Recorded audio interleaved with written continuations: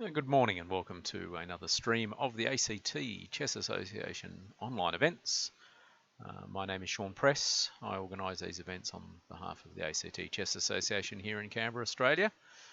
Still no sign, sadly, of the chess clubs going back meeting face to face, apart from street chess, by the way, on Saturday mornings at King O'Malley's in Canberra Centre. We do meet face to face there. We do practice social distancing. We try to adhere to all the guidelines on offer, both for meeting in cafes and pubs versus sport that's up and running in the ACT. We've decided to brand ourselves a cafe-based sport just so we're covering all of the regulations that are on offer. But the events that the ACT Chess Association are running are online events at the moment on chess.com. We run 3 events a week. We run Blitz on Monday night, Rapid on Wednesday night, and Standard Chess on Thursday night. And last night was Wednesday, so it was our Rapid tournament. We had a very good field of 14 players and 5 rounds, played with a time limit of 10 minutes plus 2 seconds per move. And Victor Bragan was the winner on 4 out of 5.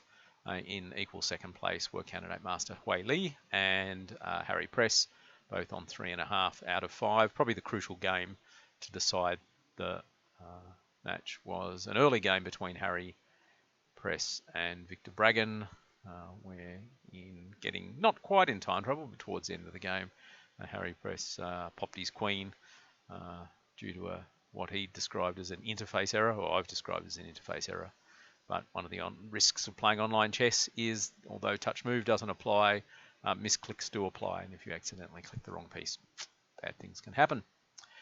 But the game I'm looking at is from that tournament, but much, much further down. Instead of going through the usual suspects, as I normally do, I've picked a game further down, played between Cam Cunningham and Stephen Mugford, and it ended up in a fairly one-sided win for Stephen. But there are a couple of interesting features about this game that I thought I would choose. One, it's just players that I normally don't feature, and I think it can get a bit the same if I'm just reciting the same names over and over again, so I like to spread out what I'm doing. 2, you've still got to win games of chess, no matter what your level of ability is, and it can be instructive seeing how players of different abilities go about winning games of chess. And 3, just once again on one of my favourite topics about people who obsess over what chess.com says in terms of move matching and percentage scores and stuff like that. There is an analyze feature which can be used by everyone on chess.com with limits and by premium members without limits, where you run your game through Stockfish and it comes back with a score of how close you were to playing good chess compared to Stockfish, how many times you made your first choice moves, and so on and so forth. But unfortunately, this tends to get turned into either I played terribly because I only played at 80% or 70%, or my opponent played 98% of the right moves, and that's impossible because they're only rated 1200, and therefore there must be something else going on here. And I get a lot of that, and I just generally slap people down on that one. I do a lot of anti-cheating work, or did do a lot of anti-cheating work with FIDE, including writing the original regulations for their anti-cheating stuff. And I'm currently involved with the Online Chess Olympiad, where we're keeping an eye on these things. Not going to say I'm an expert on this. Far smarter people than me do look into these things. But simplistic, fitting the evidence to suit your preconceived notions tends not to work, at least where I'm concerned. So anyway, this game actually had a fairly high match in terms of how well both players played, which is one of the weird things about the chess.com rating system. Ranking system like that, because if you just play one big blunder and get everything else right, it's still going to say that you played 95% of the moves correctly, even though the game was completely run and done probably by move 12. And I've seen a few of those as I've gone through. I'm not saying this was one of them, but nonetheless there were a couple of points where, yes, there were some blunders made, but at the same time, if you were just looking at percentages, you might regard that both players played this game really, really well. So anyway, evidence, of course, is how we go through the game. So I'm going to start looking now. And so Cam Cunningham was white and Stephen Mugford was black. And Stephen played the French defence. There's a cadre of French defence players that operates here in Canberra, which is good and bad. If you don't like facing the French, it's bad. But it does help you actually prepare for your games, because you know if you're playing one of them, you can prepare for the other and vice versa. And so you learn a lot from here. So d4, d5, knight d2, which is the Tarrasch variation. I generally mix up my anti-French systems these days.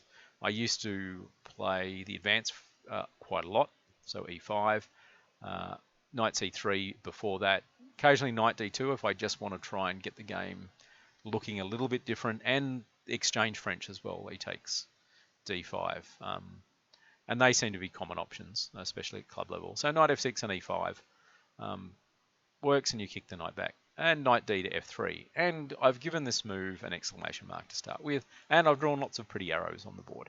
And the reason I've done this is to explain why knight d to f3 rather than knight g to f3 is the right move here. And it's simply for a number of reasons. One, by moving the knight d to f3, you basically at some point will both be able to play bishop to d3, followed by the g knight to e2, and also c3. And the idea is that you keep protecting the d pawn over and over again, because basically the idea in the French is at some point black is going to play c5, going to play knight c6, probably going to play queen b6 in some lines, and try and pressure the d pawn. And this seems to be one of the major themes of the French defense for black. So both sides spend a lot of time trying to defend the d pawn. And the whole point is if you play the other knight to f3, then the knight sitting on d2 has to go to b3 to defend, and it's not ideally placed in that position. And so c5, c3, and knight c6 is probably the right move here. C takes d4 kind of lets the pressure off white, and I'll get onto that in a second. So knight c6, for example, and you play bishop d3, and then queen a5 is kind of a nice idea here, because essentially what you're trying to do here is pin the c pawn, say bishop d2, and the queen goes back to b6. Knight e2 is a nice interesting pawn sacrifice.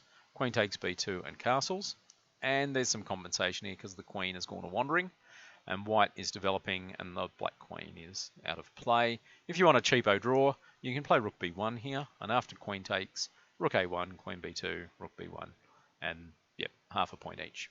But I'm sure black probably wasn't looking for that, being slightly higher rated. So c takes d4, c takes e4. But the problem with that, of course, for white is that a lot of white's problems have now been solved.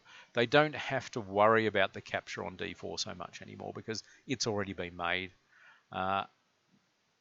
Both bishops have nice squares to go to, and I think white has a slight edge. Black played queen a5 in check, and after bishop d2, bishop b4, and white just played a little inaccuracy here, and it's quite instructive to have a look at what this is. So white took, and then black took back. But we'll go back and we'll say we play bishop d3 here, and black takes, sorry. After queen takes, knight takes. We actually end up with an identical position on move 11, with one significant difference, of course. In the variation where bishop d3 gets played, white has played an extra move to develop the bishop. Okay, but in the variation where bishop takes b4 was played, white has not developed the bishop to d3, even though everything else is the same.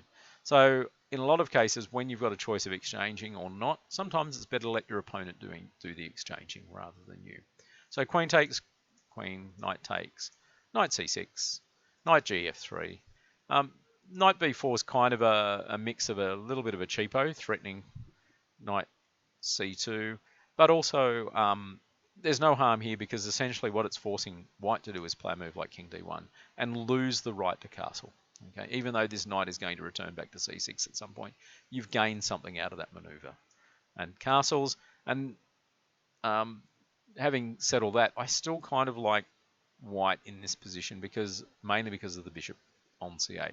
This is the problem piece in most lines of the French because of the pawn on e6, and in this case black still isn't able to get it going. So a3, and we drive the knight back, and bishop to d3, which we could have had slightly earlier. No. f6 is the right move here, though. What black needs to do, is challenge the pawn on e5, because otherwise if it sits there for too long, white just happily builds up behind it, black can't untangle, and white takes control of the board by just occupying lots and lots of good squares in this half of the board. So the right idea is to play E takes F6, a G takes F6 exclamation mark.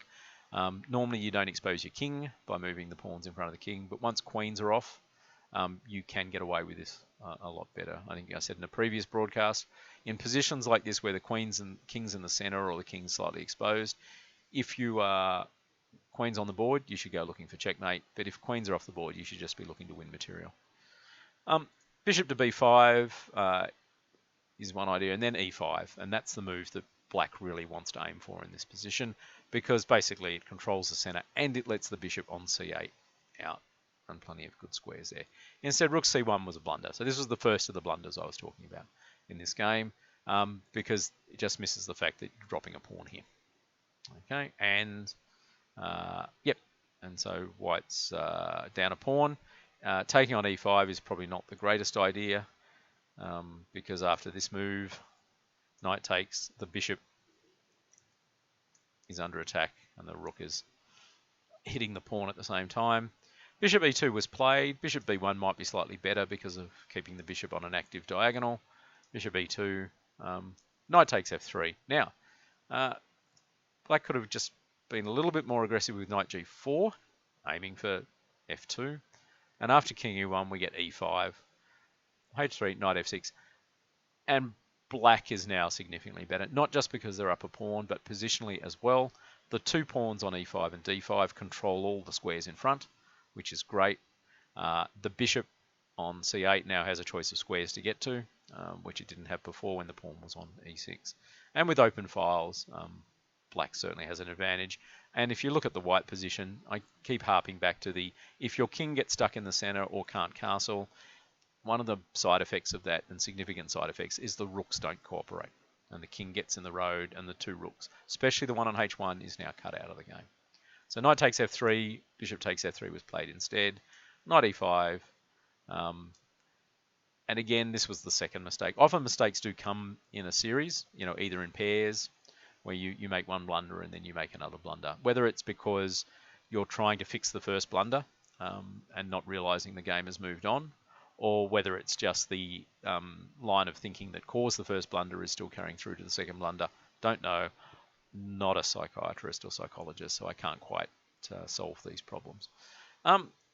So rook c3 covering the d3 square was the right idea, because after rook e1, suddenly the knight comes in to d3.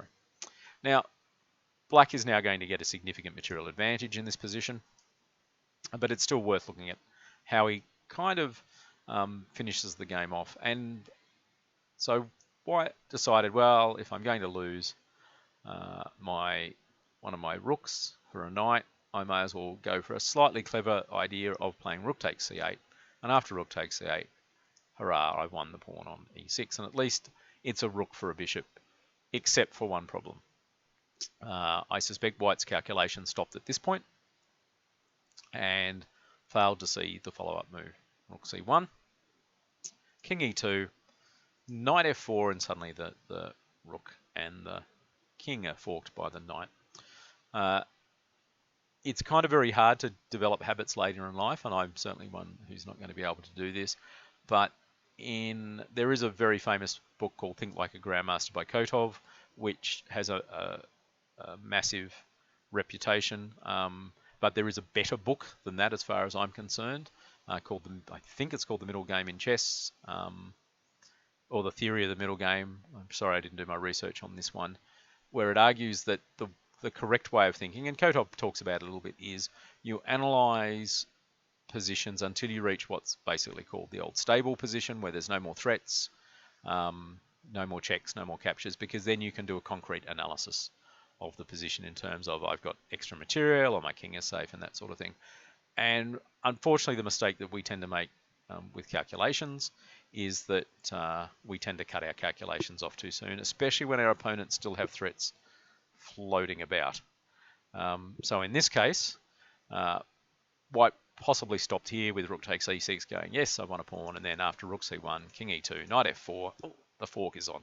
So king goes to e3, and black actually played quite a nice intermediate move with rook e1 check. Knight e6, by the way, knight b3, rook b1 is perfectly fine as well. But rook e1, king d4, knight takes e6 is another check. King takes d5. Now the king's stuck in the center, and if you count the bits, it's 2 rooks versus a bishop and a pawn, and it's all over. So all we're looking at now is how the king gets mated in the middle of the board. Rook d8 check, king to c4, rook to c1 check is nice, king to b4, and then rook takes d2. And there is a forced mate. I think when I ran this through the engine, after a4, it's probably a forced mate in 10 or something, but you know you're going to win this position. 2 rooks and a piece up. Instead, white ended the game much more quickly by just playing b3, because suddenly after rook d4, king b5, rook c5 is basically electric fence mate, but in the middle of the board with the knight protecting the 2 rooks. So there we go. It was a short game. It was reasonably okay, but white lost in part by making a couple of small mistakes, such as bishop takes b4, and then unfortunately follow up a couple of oversights with rook c1 and rook e1. But black played well. Black took his chances, kept the position under control, got some pieces on good squares, and most importantly, especially at this level, if your opponent gives you chances, make sure you take them, because you just don't want chess to be a matter of rolling the dice and going the person who makes the least worst mistake is the one that's going to win. What you want to do is make sure that if your opponent makes mistakes, you punish them, and you don't make mistakes so they can't punish you. So that was from last night's rapid play tournament for the ACT Chess Association. 5 rounds. It was won by Victor Bragan ahead of Hui Li and Harry Press. Coming up tonight is the standard tournament, which we run round a week, 6 rounds, 45 minute plus 15-second time control. Got a few late entries for that one, which is great. And that kicks off at 7 o'clock as well. So, thanks for tuning in. My name's Sean Press. I run these on behalf of the ACT Chess Association. These summaries normally appear the next day around about 10 a.m. Canberra time. And so until tomorrow, thanks for watching.